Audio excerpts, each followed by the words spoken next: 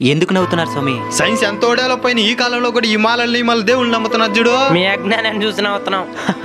నువ్వెందుకు నవ్వుతున్నావు? సైన్స్ సనాతనం వేరు కాదనే కనీస జ్ఞానాన్ని కూడా తెలుసుకోలేకపోయారు చూడు, దాన్ని చూసి నవ్వుతున్నాను.